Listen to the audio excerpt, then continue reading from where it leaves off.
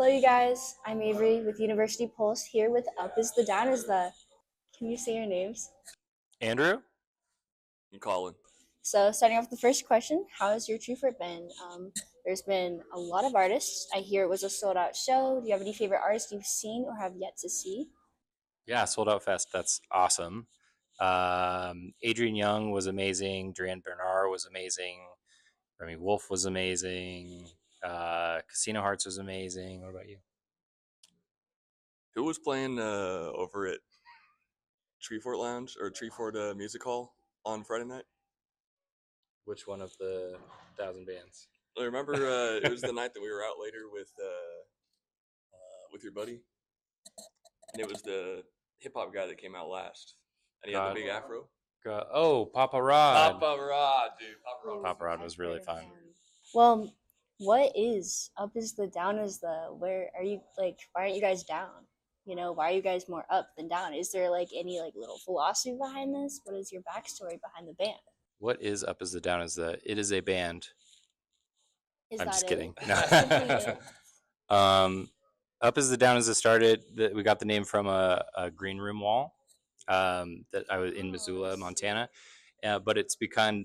I mean, this band has been going for 10 years, over 10 years. Wow. So it's kind of adopted its own sort of meaning, ups and downs of life, if you want to think of it that way.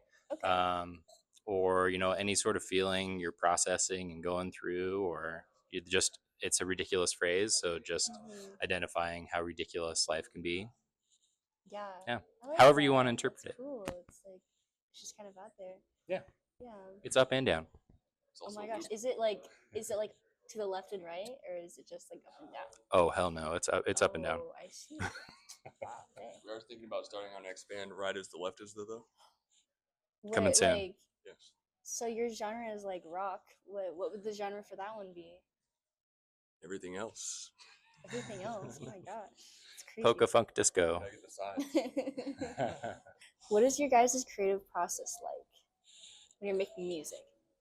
For the last few albums, it's been kind of a core songwriting. I'll put something together, and then the rest of the band will actually make it interesting and fun. Yeah. So it's pretty much just a core song with all these bits and pieces from Keegan playing sax and Colin playing drums. Yeah. For sure. And then we kind of put it together and tear it apart and build it back up again, and however we want to do it, however it fits the song. So it goes like up and down too. I guess so. Do you guys have like any big musical influences with your music? It evolves over time. Right. I've always been a huge Radiohead fan. Oh, for sure.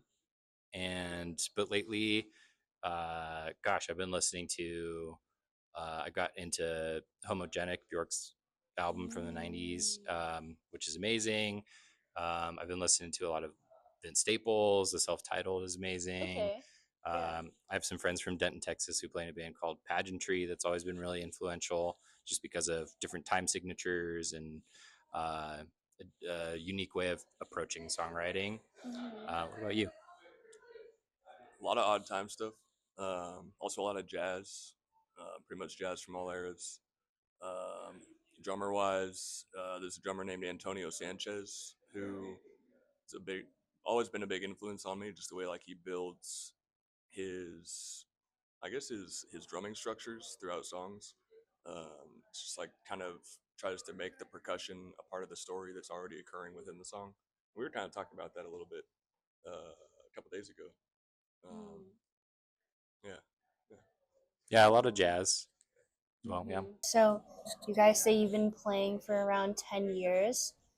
You have a favorite venue in Boise? Oh, well, now, Music Hall has the best sound for sure. We played a really great show in the ballroom and Shrine. That was a really fun experience. My favorite show. Yeah, I think that's. We had some really good basement shows. They were like really sweaty shows. Yeah, we released an album earlier this year, and we had our release show in the Shrine basement, and that's just always it's a good vibe down there. Sweaty, hot, fun, chaotic. Yeah. Ooh, nice. Yeah, the basement. it's very like intimate. I feel like Yeah. it's not big and wide like the ballroom. For sure. Cool. It's like your cool grandma's basement. Yeah, exactly. You just go downstairs, and the bar just like puts it all together. Yeah, it's great. Well, I have one last question for you guys. Okay. If you were to describe your band's like, aura, because you know how aura has like a few different colors, like the closest color, it just kind of broadens out. Totally. Yeah. What would your aura be? Ooh. I think it changes song by song. Sometimes it's green, sometimes it's like purple. Yeah. Blue hue. We've talked about this. There's some songs it's like, oh, this song is a smoky room. It's like a deep blue. Mm-hmm. Or there's songs that are like The Fool I think that kind of changes. It's like a green to bright yellow. Okay. Yeah. Okay. I feel like bright yellow kind of fits with your sound. Bright yellow? In a way, yeah. Okay. Yeah. How does it fit? How do you feel it fits? Well, what aura do you think? I'm more interested in what you think the aura is. Oh boy, now it's me getting interviewed. So, welcome to University Pulse. This is Andrew. We're interviewing Avery. Hello. What's up? She's been playing music for 5,000 years. What is our aura? I'm a legend, guys. Your guys' aura. Okay, let me tap in. She was also a drummer. We practiced once, so okay. Tapping into Colin's energy. I feel like